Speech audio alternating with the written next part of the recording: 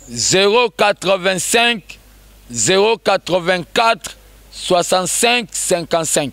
Soko benginga toye bato solo la main na minito na Kishasa to voter Félix yende mokonzi tozana nubongo to zela totala sondeni makambo eke. Merci beaucoup Moukoko. Nous voici arrivés au terme de cet entretien et je pense que propos maintenant nous engagé car Mouko, nous sommes venus avec quelques questions. Vous avez vu la réalisation de ces reportages. C'était là l'entretien avec Fils Moukoko de l'IDPS. Je dis merci à Tony Boulakati, merci à Germaine Kalamba. Là, je vois Peter Diwabanza. Merci à toi, Linda Dialungana. Merci à Linda Stone. Linda Stone à Marai. Au fingali susu. Bon appétit Simbote. Na ba mama ya London City. O ba soutena ngai na Italie. Mama moko. Na otanga kombo te weze mission politique aux États-Unis. Est-ce que vous avez otanga kombo point? Non, bako sala ba wambuye. Mayebi ba barbare baza. Ba mère nyonso ba soutenanga na diaspora na pesi bino mbote tozo tenir bon, le peuple gagnera toujours. Merci beaucoup Fils Moukoko, merci Koyago Belisha, Maman Narich Randi Louawa, un enfant pas comme les autres. Merci à Charlie Maloula, là je pense à Ndeko Eliezer Tamboué. Bisika Zali, Nzambaza Naï, Maman Chantal Bouengo, Maman Chantal la couturière, Nabo Sanyote, Maman Méline Zemba, Maman Likele, Maman Tous Pépé, Silvio Wechibo Mungo et Sanga, Nabo Sanyote, Didier Masuki Mbala Mandefo Pembe, Fiston Bassende, FB International, Agence Assir, Die Zola na London City, Yayo Yangwana, Josepha Vital, la première dame, merci Panabino Sosta, Mito Mukubwa, yes, Mito Mukubwa, merci Panayo, Dominique Kiele, Balobi Mona Msakata et Solo Dominique Kiele de London. Merci Panayo, fils Kinkela, Angèle Kinkela, Binonyos Naboussani Binoté. C'était donc là, avis du public. Ah ouais, Kakebeti. C'est qui avis du public est bandit. Y'a mon balama des fois Pembe. Didier Masuki. Andy Chou, Narcisse